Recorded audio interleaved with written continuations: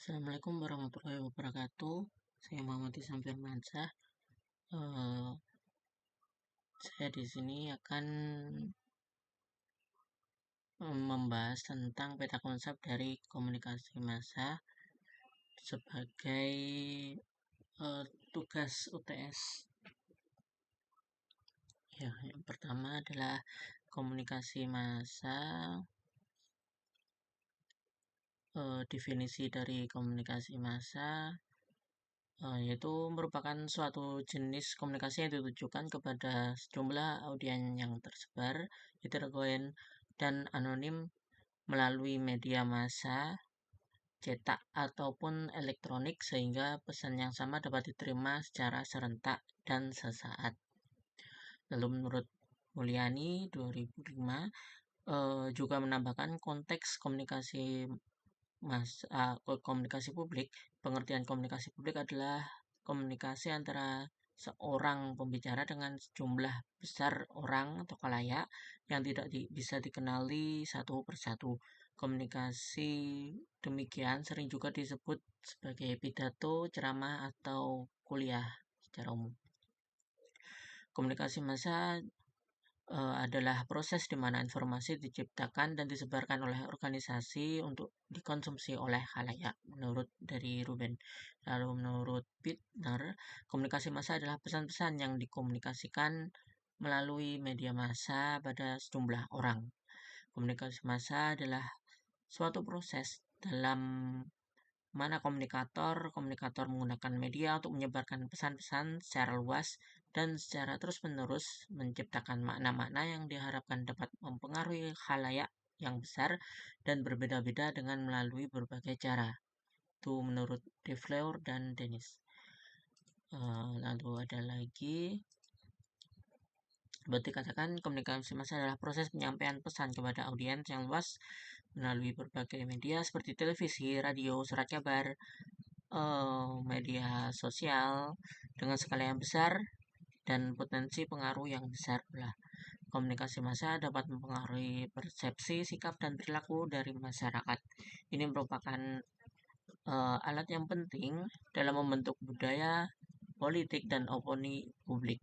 Sehingga pengelolaan dan etika dalam komunikasi massa sangat krusial untuk memastikan informasi yang akurat dan sesuai dengan nilai-nilai yang ada pada masyarakat. Lalu unsur-unsur yang ada pada komunikasi massa, yang pertama adalah sumber. Sumber adalah individu atau organisasi yang membuat atau menyampaikan pesan. Sumber ini menjadi jurnalis, penulis, produser, perusahaan, atau individu lain yang bertanggung jawab atas pesan yang disampaikan. Lalu unsur yang kedua adalah khalayak atau audiens. Ini adalah orang atau kelompok yang menerima pesan. Audiens dalam komunikasi massa bisa sangat luas dan beragam. Yang ketiga adalah pesan, yaitu informasi atau konten yang ingin disampaikan kepada audiens. Pesan dapat berupa berita, iklan, program TV, artikel surat kabar, atau konten lainnya. Yang pada adalah proses, yaitu bagaimana audiens menerima, memahami, dan menafsirkan pesan yang diterima. Penerimaan bisa bervariasi antara individu dan kelompok. Yang kelima adalah konteks, mengacu pada latar belakang, situasi, dan lingkungan di mana pesan disampaikan.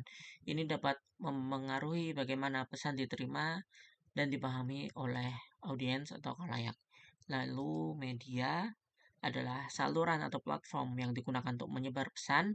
Ini dapat mencakup televisi, radio, surat kabar, majalah, internet, media sosial, dan banyak lagi. Yang tujuh adalah tujuan. Tujuan komunikasi massa dapat bervariasi, seperti memberi informasi penghibur, mempengaruhi pendapat, atau mempromosikan produk atau suatu layanan. Yang kedelapan ada feedback, yaitu mencakup respon atau reaksi dari khalayak terhadap pesan.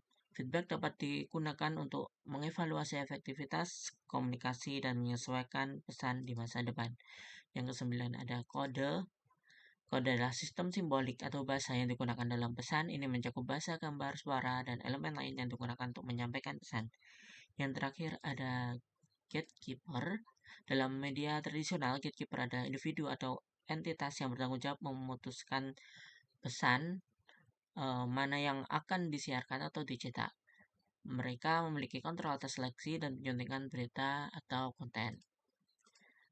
Semua unsur ini bekerja sama dalam proses komunikasi massa untuk menyebarkan pesan kepada audiens atau khalayak yang luas. Pemahaman yang baik tentang unsur-unsur ini dapat membantu dalam merancang pesan yang efektif dan memahami dampak komunikasi massa dalam masyarakat.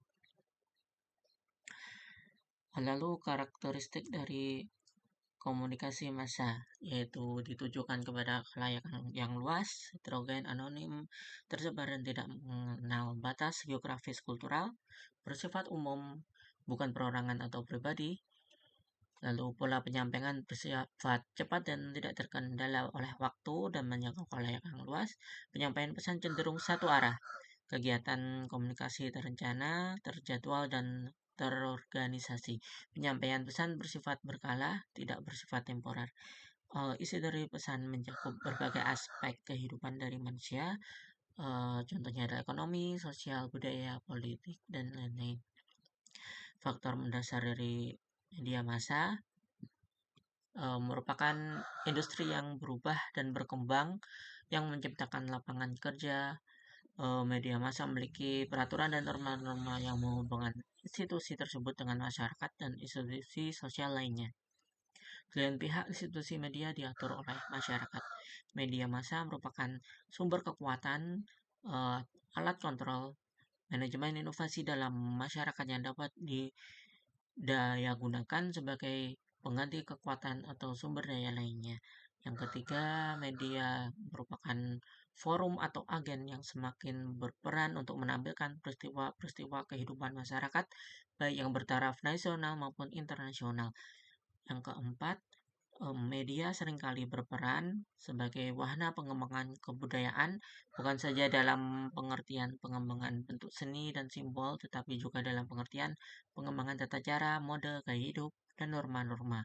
Yang kelima, media telah menjadi sumber dominan bukan saja bagi individu untuk memperoleh gambaran dan cita realitas sosial, tetapi juga bagi masyarakat dan kelompok secara kolektif.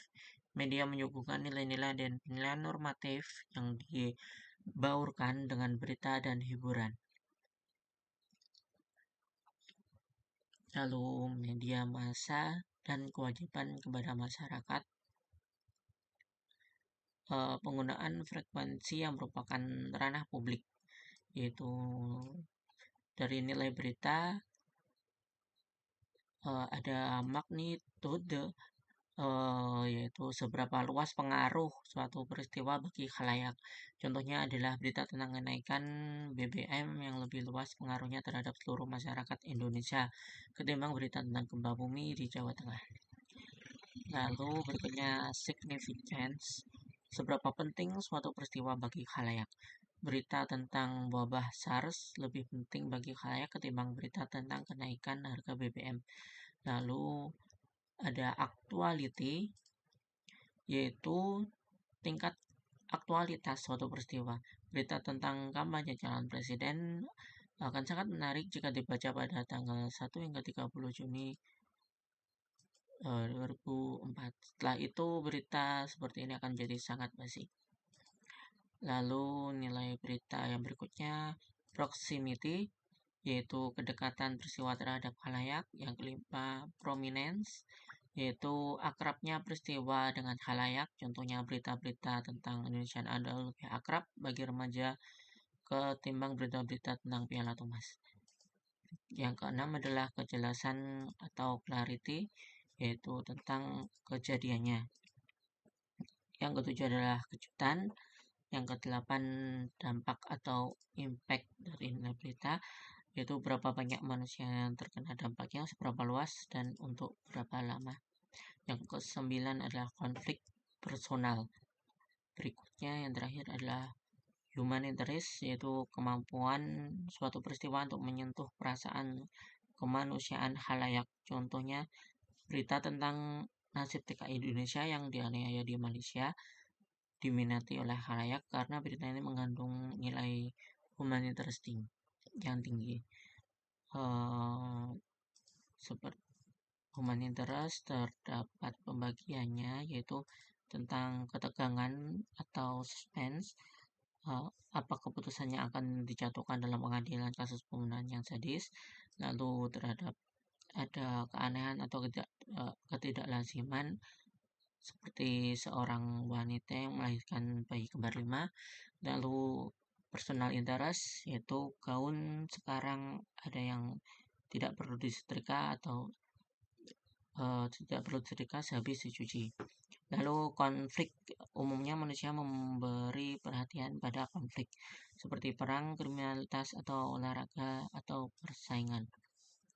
Berikutnya simpati, contohnya adalah seorang bocah yang kehilangan ketiga kakak dan kedua orang tuanya pada musibah tsunami di Aceh. Berikutnya adalah progres, sewaktu vaksin pencegah AIDS setengah dikembangkan di Perancis. Berikutnya adalah seks, seorang aktor menggugat cerai istrinya yang juga artis karena selingkuh dengan ketua salah satu partai. Berikutnya adalah tentang binatang, seekor anjing menyelamatkan majikannya yang buta dalam suatu peristiwa kebakaran. Lalu berikutnya adalah humor. Contohnya adalah seorang politisi berpidato 1 jam di mimbar tanpa menyadari mikrofonnya itu mati. Suatu berita tidak harus memenuhi semua kriteria. Lalu hubungan pemerintah dan media di Indonesia, menurut Nimbo, collection and presentation of objective information. Di sini media bertindak mengumpulkan fakta dari peristiwa yang terjadi di sekelilingnya dan menyajikan ke publik. Tetapi penting ditekankan bahwa dalam melakukan fungsi tersebut, wartawan hendaknya bersikap impartiality atau sedikit mungkin bias. Lalu to interpret the news. Di sini media berperan sebagai interpreter terhadap suatu peristiwa yang diliputnya, yang menjelaskan ke publik penyebab dan implikasi dari peristiwa itu sehingga publik yang tidak terbiasa dengan cara bekerja pemerintah dapat memahami tentang relevansi fakta yang mereka baca. Lalu responsibility of the press in a democracy, artinya memberi tugas kepada media massa agar lebih representatif atau mewakili publik di dalam melawan pemerintah. Yang keempat, responsibility, yaitu media dituntut bertanggung jawab untuk menentukan opini publik dan to inform the public and the government tentang iklim suatu informasi. Lalu partisipan, artinya sebagai reporter, melihat dirinya sendiri sebagai partisipan di dalam proses pemerintahan. Lalu yang kedua yaitu sumber berita dalam elit politik. Yang pertama, pejabat yang dipilih dan ditunjuk dalam posisi pembuat kebijakan, yaitu pejabat kebijakan seperti presiden, kabinet, dan kepala jabatan serta bawahan mereka. Yang kedua, pejabat yang ditunjuk khusus untuk menangani pers, baik yang ditunjuk di partai politik maupun pejabat penerangan dengan berbagai label seperti sekretaris pers, pejabat penanganan publik, agen pers, personal hubungan masyarakat, dan sebagainya. Yang ketiga adalah juru bicara, kepentingannya termasuk lobis, pemimpin kelompok kepentingan umum, eksekutif, korporasi, ketua dan pejabat partai politik utama. Prinsip dalam komunikasi yaitu yang pertama keterbukaan, openness. Penting untuk menjadi terbuka dalam berkomunikasi baik dalam penyampaian informasi maupun penerimaan umpan balik, yaitu kepemahaman. Pemahaman adalah kunci kesuksesan komunikasi.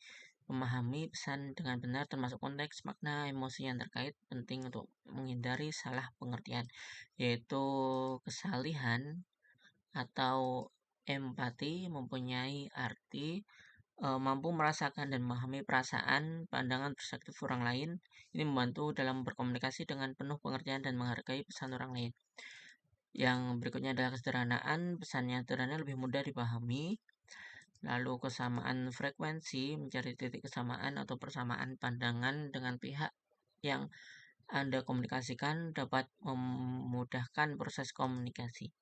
Lalu konsistensi dalam komunikasi membantu menciptakan kepercayaan, menyampaikan pesan yang konsisten dari waktu-waktu penting untuk membangun citra yang kuat. Lalu responsif, yaitu menanggapi pesan dan balik dengan cepat dan tepat, adalah salah satu prinsip penting dalam komunikasi. Lalu keseimbangan atau balance, menjaga keseimbangan antara berbicara dan mendengar dalam komunikasi adalah kunci untuk memastikan bahwa semua pihak terlibat merasa dihargai dan didengarkan. Lalu tujuan atau purpose, mengetahui tujuan komunikasi, membantu dalam merancang pesan dan memandu interaksi Anda. Komunikasi yang tujuan terpusat lebih efektif. Lalu etika atau ethics, selalu menjaga etika dalam komunikasi sangat penting. Ini mencakup kejujuran, menghormati privasi, dan menghindari manipulasi. Hubungan pemerintah, media, dan sistem pers. Latar belakangnya adalah hubungan pemerintah dan media terkait sistem pers. Sistem pers adalah hubungan dari sistem komunikasi. Sistem komunikasi adalah bagian dari sistem sosial dan politik. Lalu asumsi filosofis dalam sistem pers. Asumsi dasar dalam menyusun tata kehidupan kenegaraan hubungan antara hakikat manusia, negara, masyarakat, dan kebenaran. Pengaruh asumsi filosofis pada wajah dan penampilan pers. Lalu sistem pers menurut Siebert et al. Sistem pers otoritarian adalah jenis sistem pers di mana media berperan sebagai alat pelayan negara dan pemerintah. Pers tergantung pada izin dan dukungan pemerintah, seringkali menghadapi sensor dan kendali pemerintah terhadap berita dan kontennya. Kebebasan pers sangat terbatas dan media memiliki sedikit otonomi dan memutuskan apa yang akan dipublikasikan. Sistem ini biasanya ditemukan di negara-negara dengan pemerintahan otoriter, di mana kritik terhadap pemerintah cenderung dibatasi atau dihapus. Lalu sistem pers libertarian adalah melihat pers sebagai mitra dalam mencari kebenaran. Pers bukan lagi menjadi perkakas penguasa, melainkan sarana individu untuk mencari kekuasaan. Sistem ini semua pendapat harus mendapat kesempatan yang sama untuk didengar atau melalui pasar yang bebas. Media memiliki peran penting untuk menginformasikan masyarakat tanpa intervensi politik yang berlebihan dan mendukung kebebasan berekspresi. Lalu sistem pers komunis adalah menempatkan pers sebagai alat partai yang berkuasa dan pelayan negara. Mirip dengan sistem pers otoritarian, namun dalam sistem ini media massa sepenuhnya dimiliki oleh negara dan surat kabar tidak boleh diterbitkan oleh pihak swasta. Pers dalam sistem komunis tidak memiliki tujuan mencari keuntungan bisnis dan harus mendukung ideologi sosialis atau komunis. Lalu sistem pers menurut J. Herbert School yaitu sistem pers market atau pers pasar, itu didasarkan pada prinsip pasar bebas di mana pers melibatkan diri dalam mencari keuntungan. Media massa dimiliki oleh sejumlah individu dan perusahaan swasta yang bersaing di pasar. Kebebasan ekonomi dan persaingan yang sehat dianggap sebagai faktor kunci. Lalu sistem pers markis berkaitan dengan pandangan Markis tentang kepemilikan sumber daya dan pengaruh ekonomi. Dalam sistem ini, media massa dianggap sebagai alat kekuasaan yang dikuasai oleh elit ekonomi politik yang berkuasa. Lalu sistem pers advancing, sistem pers yang maju mengacu pada negara-negara yang sedang berkembang. Dalam sistem ini, media massa dapat menjadi alat untuk mendorong perubahan sosial, politik, dan ekonomi. Media berperan dalam menciptakan kesadaran dan memobilisasi masyarakat untuk mencapai tujuan perubahan positif. Pendekatan struktur fungsional. Orientasi pers terhadap negara dominatis versus pluralistik. Orientasi ini mengacu pada sejauh mana media mendukung atau tergantung pada negara dalam membentuk pandangan dan agenda mereka. Dalam pendekatan dominatif, media cenderung mendukung pemerintah dan kepentingan negara. Di sisi lain, pluralistik, media lebih independen dan cenderung berorientasi pada masyarakat serta berupaya mencerminkan beragam pandangan. Distribusi kekuasaan dalam masyarakat. Distribusi kekuasaan merujuk pada sejauh mana kekuasaan dalam masyarakat terpusat pada negara atau terdistribusi di antara berbagai kelompok sosial, ekonomi, dan politik. Negara memiliki kendali yang kuat, sementara dalam masyarakat pluralistik, kekuasaan distribusi di antara berbagai kelompok distribusi ini memengaruhi cara media berinteraksi dengan negara dan masyarakat. Lalu, implikasi orientasi media terhadap masyarakat atau negara. Implikasi mencerminkan dampak orientik media pada hubungan masyarakat dan negara. Konteks orientasi dominatif media mungkin lebih cenderung memenuhi keinginan dan agenda negara. Sementara pluralistik mendukung peran informasi dan perwakilan masyarakat dengan potensi untuk menyeimbangkan kekuasaan dan memberikan suara kepada berbagai pandangan. Lalu posisi politik pers dalam pembentukan kebijakan politik, yaitu posisi politik negara kuat dan versus lemah. Posisi politik negara mengacu pada sejauh mana pemerintah dan entitas pemerintah dalam suatu negara memiliki kekuatan atau pengaruh untuk dominan yang membentuk kebijakan dari politik. Politik masyarakat dan pers itu mencerminkan sejauh mana masyarakat termasuk media memiliki kekuatan politik dalam memengaruhi proses pembentukan kebijakan. Lalu pengaruh posisi politik terhadap pembentukan kebijakan politik. Pengaruh posisi politik terhadap pembentukan kebijakan politik mencerminkan bagaimana dinamika antara posisi politik negara, masyarakat, dan media mempengaruhi dari hasil dari proses pembentukan kebijakan. Lalu hubungan pemerintah media dan peran media dalam politik. Yang pertama ada hubungan pemerintah dan media, yaitu adversarial relationship. Ini adalah menggambarkan hubungan pemerintah dengan media sebagai musuh, dan media dianggap sebagai penjaga kepentingan masyarakat, sering berperan dalam kritik pemerintah. Fungsi media dalam hubungan ini, media memiliki beberapa fungsi termasuk mengumpulkan berita, menginterpretasi berita, dan bertindak sebagai representatif masyarakat. Fungsi media dalam politik menurut Limbo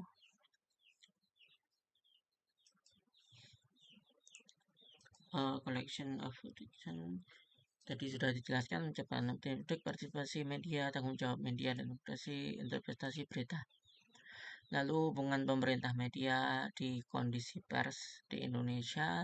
Satu, kondisi pers di Indonesia, jumlah penerbitan terdapat 821 penerbitan pers di Indonesia dengan sebagian besar dalam kondisi bisnis yang tidak sehat. Kondisi tidak sehat bisnis ini tidak ditandai oleh minimnya iklan, ketidakprofesionalan jurnalis, kurangnya visi dan misi, dan isinya cenderung sensasional. Adversary relationship, pemerintah dan media bersifat seperti musuh, dan lalu mirip dengan hubungan adversarial, media berperan dalam kritik pemerintah. Itu termasuk dalam yang kedua, yaitu hubungan pemerintah dan media. Lalu berikutnya fungsi media dalam hubungan ini. Media memainkan peran dalam mengumpulkan berita, menginterpretasikan berita, dan bertindak sebagai representatif masyarakat. Yang ketiga, dampak sistem pers otoriter zaman Orde Baru, yaitu kontrol ketat pemerintah. Rezim Orde Baru menjalankan kontrol ketat terhadap pers, mengharuskan pers memiliki surat izin usaha penerbitan pers, yaitu SIUP. Lalu yang berikutnya, restriksi terhadap kebebasan pers. Pers diwajibkan mematuhi beberapa syarat dan ancaman saksi dan pemberedelan digunakan untuk mengendalikan pers. Yang keempat, perkembangan pasca reformasi, muncul ratusan surat kabar baru. Pasca reformasi muncul ratusan surat kabar baru yang mencakup beragam isu dari politik hingga budaya. Berikutnya, kendala kualitas media. Banyak media yang hanya mengejar profit, mengabaikan profesionalisme, etika, dan berfokus pada berita sensasional. Yang kelima, perkembangan media sehat versus media tidak sehat. Quality journalism. Media sehat fokus pada quality journalism dengan standar profesional, relevansi, dan kualitas berita yang tinggi. Yellow journalism, media tidak sehat cenderung pada yellow journalismnya lebih mementingkan sensasional dan profit. Yang keenam, fungsi media yaitu quality journalism. Media yang menerapkan quality journalism memenuhi berbagai fungsi, termasuk mengumpulkan berita, interpretasi berita, menciptakan opini publik. Berikutnya, yellow journalism. Media journalism kurang mementingkan fungsi-fungsi tersebut. Yang ketujuh, tantangan dalam media Indonesia, pengaruh modal dalam jurnalisme. Media terpengaruh oleh modal dengan banyak media daerah lebih cenderung mengejar profit dibandingkan dengan melayani kebutuhan masyarakat. Yang kedelapan, perkembangan jurnalisme di Indonesia. Jurnalisme konvensional, banyak media masih terjebak dalam modal jurnalisme konvensional yang dipengaruhi oleh industri media dan interpretasi pemilik dan aktor politik.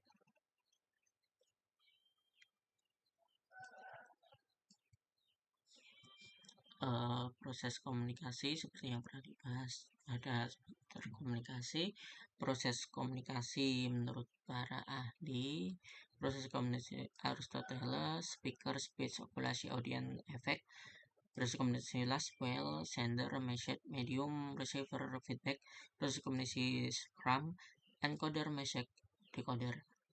Fungsi komunikasi menurut para ahli pernah disebutkan. Lalu fungsi komunikasi secara umum, sarana penyampaian informasi, memfasilitasi akses informasi, sosialisasi, membangun hubungan sosial, memungkinkan partisipasi aktif dalam masyarakat, pendidikan, pembelajaran, hiburan, menyebarkan hiburan, integrasi antara masyarakat, membantu memahami, menghormati beragam pandangan dan budaya. Lalu faktor pengaruh proses komunikasi, faktor internal, kepribadian tujuan komunikator, faktor eksternal tempat komunikasi, gangguan terhadap alat komunikasi, nilai dan norma sosial, lalu fungsi komunikasi oleh William Gordon, komunikasi sosial membentuk konsep diri, aktualisasi diri dan kelangsungan diri, ekspresif, ritual, instrumen komunikasi. Teori komunikasi massa. Asal teori komunikasi massa adalah dikembangkan dalam Asar McLuhan, dikemukakan pertama kali pada 1962 dalam tulisannya yaitu The Gutenberg Galaxy Making of Typographic Man. Lalu itu dasar teori perusahaan yang terjadi pada berbagai macam cara berkomunikasi akan membentuk pola keberadaan manusia itu sendiri. Lalu teknologi membentuk individu, bagaimana cara berpikir berperilaku dalam masyarakat, dan teknologi tersebut akhirnya mengarahkan manusia untuk bergerak dari satu abad teknologi ke abad teknologi yang lain. Teknologi komunikasi menyebarkan pesan dan membentuk perilaku kita sendiri. Lalu terdapat radio dan televisi. Radio menyediakan kepada manusia indera pendengaran, sedangkan televisi terdapat audio dan visual. Lalu medium is the message. Dan McLuhan sampai pada kesimpulan bahwa media adalah pesan itu sendiri. Lalu terdapat 4 periode: era kesukaan tulisan, mesin cetak, dan era media elektronik.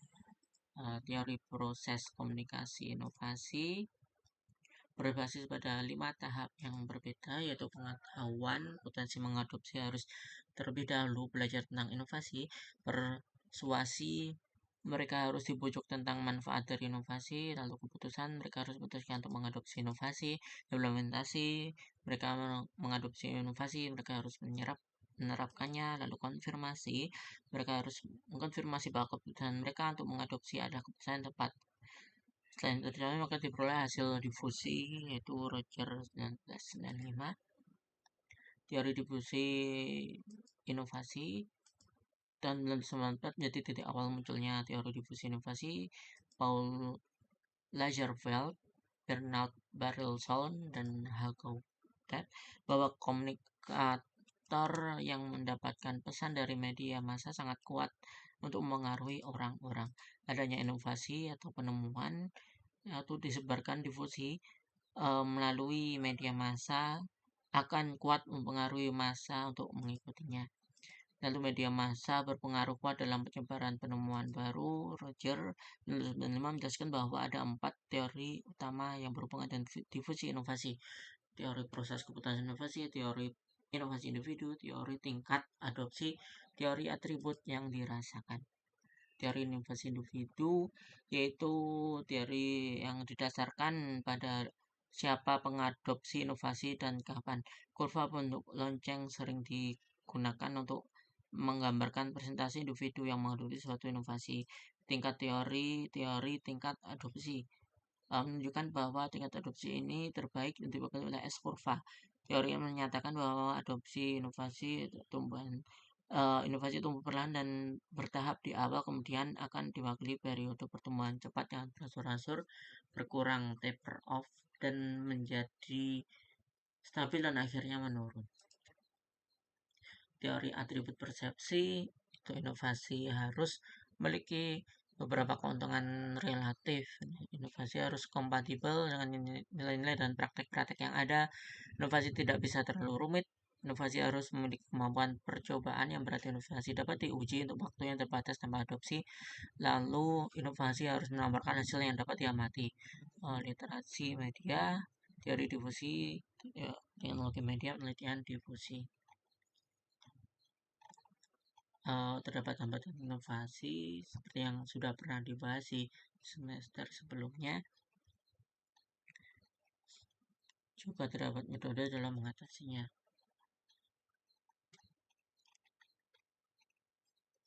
Itu yang bisa saya sampaikan tentang komunikasi massa. Kurang lebihnya mohon maaf. Terima kasih. Assalamualaikum warahmatullahi wabarakatuh.